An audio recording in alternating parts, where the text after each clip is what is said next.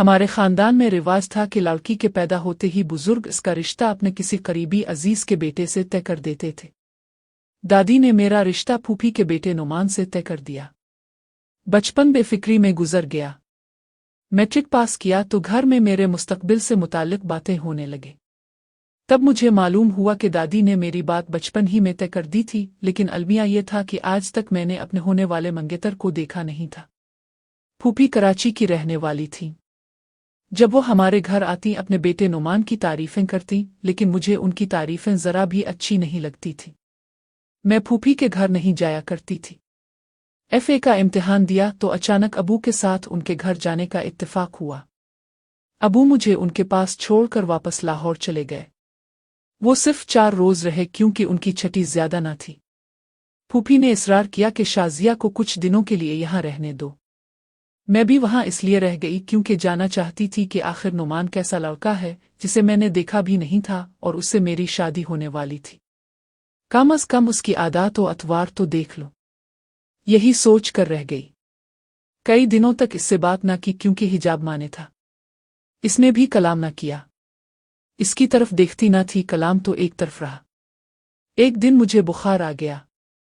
तब आदत के बहाने नुमान ने बात की और पूछा, शाजिया तबीयत कैसी है? दवा लिया नहीं? इसके मुंह से अपना नाम सुनकर अच्छा लगा। आहिस्ता आहिस्ता हम दोनों बातें करने लगे। यूं में एक माह बैठ गया और मेरी छुट्टियां खत्म हो गईं। मैं वापसी की तैयारी करने लगी क्योंकि भाई मुझे लेने आए थे। अगरचे दिल उदास था मगर मजबूरी थी। मेरा यहां से जाने को बिल्कुल दिल नहीं चाह रहा था। नुमान से तन्हाई में बात करने का मौका भी नहीं मिल रहा था। 2 मिनट को मैं कमरे में अकेली हुई। नुमान इसी मौका का मुंतजिर था। वो फौरन अंदर आया और बोला, शाजिया बताओ अब कब आओगी? अब मैं नहीं, तुम हमारे घर आओगे, मैंने जवाब दिया। बस इतनी बात वक्त में रुखसत हो पाई। तभी फूफी कमरे में आ गईं और वो बाहर निकल गया। घर आई तो सब कुछ बदला बदला सा लगता था। मेरा दिल तो वहां ही रह गया था। अपने घर में जीना लगा। इसी कैफियत में वक्त गुजरने लगा। नुमान की याद एक सरमाया थी, इसके सहारे साल गुजर गया। सोचती थी जाने वो घड़ी कब आएगी जब नुमान हमारे घर आएगा। अल्लाह ने सुन ली। एक शाम जब मैं इसी के बारे में सोच रही थी, दरवाजे की घंटी बजी। मैं दर खोलने गई, गुमान भी ना था कि वो होगा। गेट खोला तो सामने नुमान था। मुझे अपनी निगाहों पर यकीन न आया कि वाकई नुमान मेरे सामने है। मैंने इसे अंदर आने को कहा। वो घर वालों से मिला। इसने मेरे दोनों भाइयों के बारे में पूछा। तभी अम्मी ने कहा, शाजिया जाओ कुछ खाने पीने का बंदोबस्त करो। जब वो चाय पीने लगा तो बोला, मुमानी जी चाय बहुत अच्छी है, किसने बनाई? अम्मी बोले, शाजिया ने बनाई। तब इसने सिताइश भरी नजरों से मेरी तरफ देखा और मैं शर्म से गुलाबी हो गई। नुमान ज्यादा वक्त मेरे छोटे भाई अशफाक के साथ गुजारता था क्योंकि अशफाक मैट्रिक का इम्तिहान देकर फारिग हो चुका था और अबू कारोबार के सिलसिले में बाहर रहते थे। बड़े भाई डॉक्टर थे, वो सुबह अस्पताल चले जाते और रात को लौटते। उनके पास तो वक्त ही नहीं होता था। एक दिन अम्मी शॉपिंग करने बाजार गई हुई थी। अशफाक भैया और नुमान किसी दोस्त से मिलने चले गए। घर में मुलाजमा और मैं रह गए। थोड़ी देर बाद भाई और नुमान आ गए। अशफाक नहाने चला गया। यही वो लम्हात थे जब हमें बातें करने का मौका मिल गया। मैंने मुलाजमा को किचन में भेज दिया। इसने पूछा, शाजिया तुमने मेरे बगैर इतने दिन कैसे गुजारे? मैंने कहा, जैसे खुशबू के बगैर फूल। फिर उसके बाद नुमान की वापसी की तैयारी शुरू हो गई, लेकिन मेरा दिल न चाहता था कि वो जाए। मैंने इसरार किया, अभी मत जाओ, जाने दो ताकि अम्मी और अबू को तुम्हारा रिश्ता लेने भेज सको। इसने जवाब दिया। फिर उसके जाने के 1.5 माह बाद ही फूफी रिश्ता लेकर आ गई। अम्मी अबू तो राजी थे ही, फौरन हमारी मंगनी कर दी गई। मंगनी इस कदर धूमधाम से हुई जैसे शादी हो रही हो। हमने एक दूसरे को अंगूठी पहनाई। इसका कोई भाई ना था, बस 3 बहनें थीं जो मंगनी पर बहुत खुश नजर आ रही थीं। खासे खाते पीते लोग थे। उनकी अपनी फैक्ट्री थी जहां कपड़ा बनता था। मंगनी के बाद नुमान से मेरा राब्ता फोन पर रहने लगा। हम घंटों बातें करते। वो हमेशा जतलाता था कि कभी मुझसे बेवफाई ना करेगा, कभी दूसरी शादी ना करेगा। कहता, तुम ही मेरी कल कायनात हो, मेरी जिंदगी की सबसे बड़ी खुशी हो, वो दिन भी आ गया जब मैं रुखसत होकर उनके घर आ गई। शादी की पहली रात हमने वो तमाम मोहब्बत की छूटी छूटी बातें याद की। 2 साल हंसी खुशी पिल झपकते गुजर गए। फिर खुदा ने मुझे चांद सा बेटा दे दिया। इस लिहाज से खुशकिस्मत थी कि सास ससुर भी मुझे चाहते थे। वो अपने पोते पर जान निसार करते थे। एक दिन वो बेटी के घर मिलने रावलपिंडी जा रहे थे। रास्ते में एक ट्रक से उनकी गाड़ी की टक्कर हो गई और वो मौके पर ही अल्लाह को प्यारे हो गए। ये खबर बहुत अंदोहनाक थी। मेरे पांव तले से जमीन निकल गई और मैं बेहोश हो गई। वक्त के साथ हर गम का जख्म मुंदमिल हो जाता है। मैं भी रफ्ता रफ्ता संभलने लगी, इस गम से निकलने लगी। नुमान मगर अभी तक बहुत ज्यादा दिल गिरफ्तार थे। माँ और बाप दोनों का शफीक साया एक साथ उनके सर से उठ गया था। उनका दुख बहुत गहरा था। दिल बहलाने को वो कुछ दिनों के लिए अपने दोस्त के पास दुबई चले गए। नुमान पहले बहुत खुश गुफ्तार और हंसमुख हुआ करते थे, अब संजीदा हो गए, बदले बदले से लगते। घर भी देर से आते, किसी दिन तो गायब हो जाते और 2-3 रोज तक ना लौटते। मैं काफी परेशान होती थी। पूछती तो कहते कारोबार की मसरूफियात रहती है। पहले तो अबू सब संभालते थे, अब तमाम जिम्मेदारियां मुझ अकेले पर आ पड़ी है। वक्त देना पड़ेगा वरना फैक्ट्री के उमूर कैसे चला पाऊंगा, ये ठोस दलाइल थे। मैं खामोश हो जाती थी। रफ्ता रफ्ता वो घर से कटने लगे। मुझसे दूरी बढ़ गई। एक बेटी हो गई। 2 बच्चों की मसरूफियात ने मुझे खूब घेर लिया। अब वो कई दिन तक न आते, मुझे परवाह न होती। मैं अपने बच्चों में मगन थी। खबर न थी कि फैक्ट्री के बहाने वो अपना नया घर बसाए हुए हैं और मेरी जिंदगी में भंचाल आने वाला है।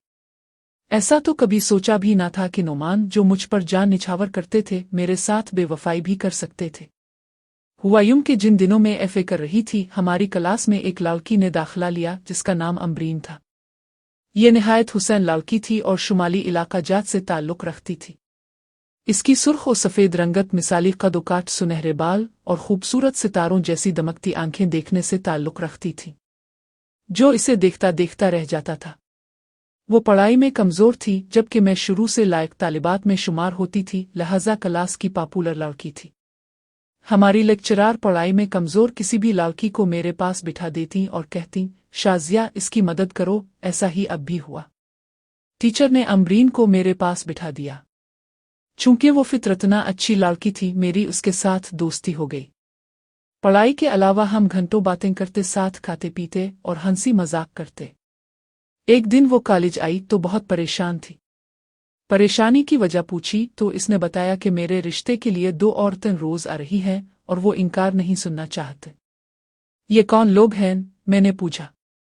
ये तो खबर नहीं, लेकिन बहुत अमीर है। जहेज भी नहीं मांग रहे।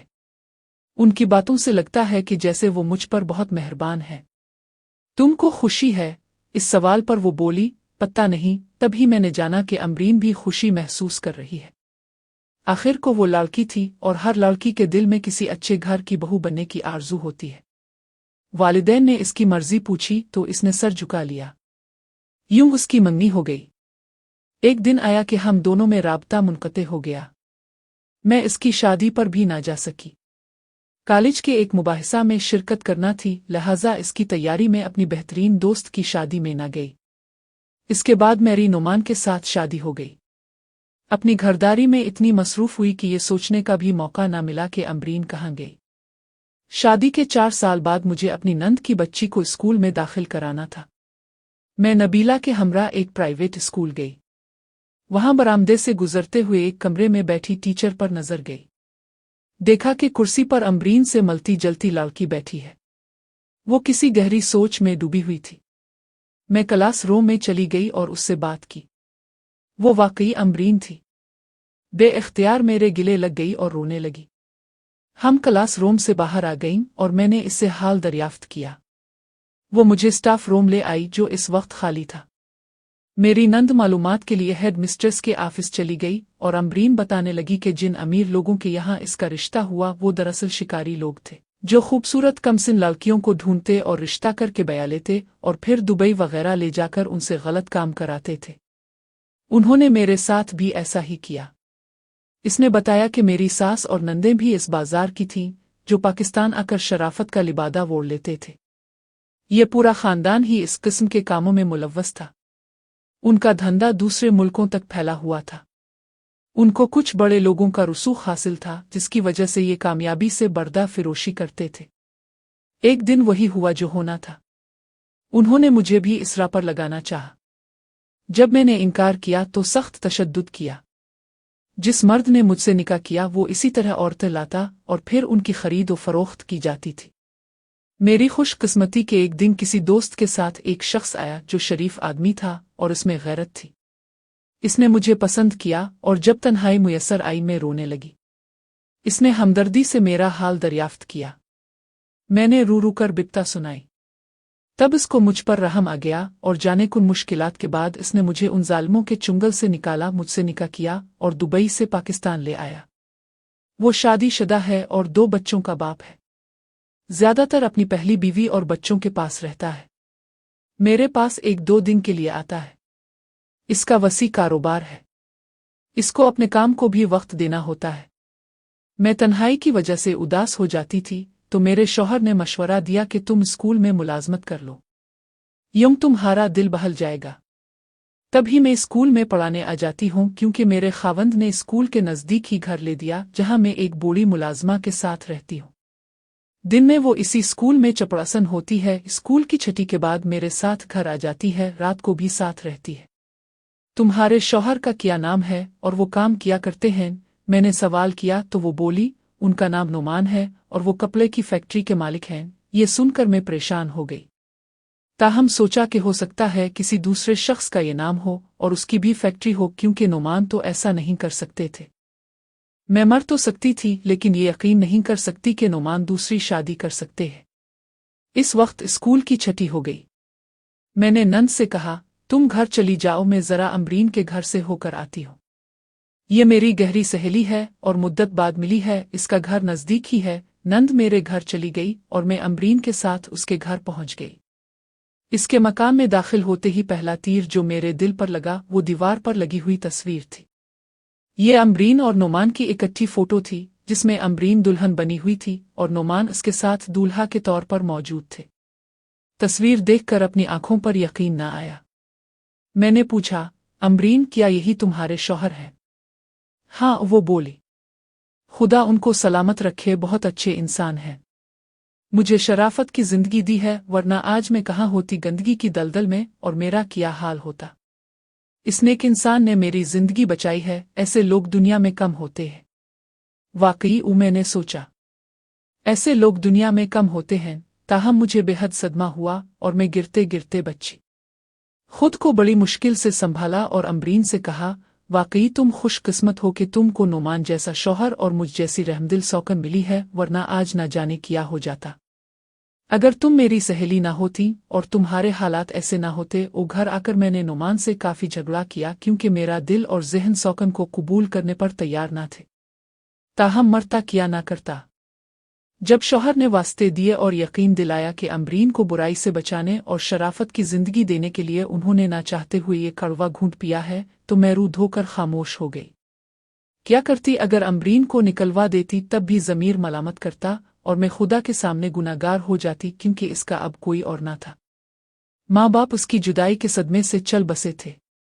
भरी दुनिया में वो अकेली रह गई थी। कुछ दिन नुमान ने हमें अलहिदा घरों में रखा, लेकिन जब इसके यहाँ बेटी पैदा हो गई तो उनको मेरे घर ले आए कि इकट्ठे रहने में आसानी थी। तब से आज तक हम इकट्ठे रहते हैं। अमरीन मुझे बड़ी बहन का दर्जा देती है और मेरे कदम चूमती है और कोशिश करती है कि मुझे राहत और आराम पहुंचाए। मेरे बच्चों के काम मोहब्बत से करती है। मैं भी इसके बच्चों का ख्याल रखने की कोशिश करती हूँ, लेकिन जब नुमान इसके साथ बात करते हैं या इसके कमरे में होते हैं, मुझ पर क़यामत सी गुजर जाती है। इसको बर्दाश्त करना बहुत मुश्किल है और ये भी सच है कि मर्द जितना भी पारसा हो, इस पर भरोसा करना हमाकत है।